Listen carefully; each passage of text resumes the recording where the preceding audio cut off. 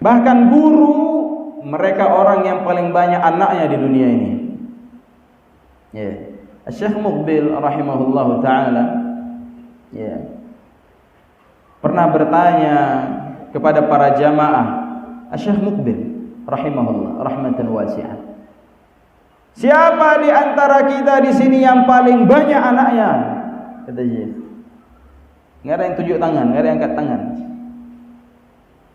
Maka beliau katakan, aku orang yang paling banyak anaknya di antara kalian.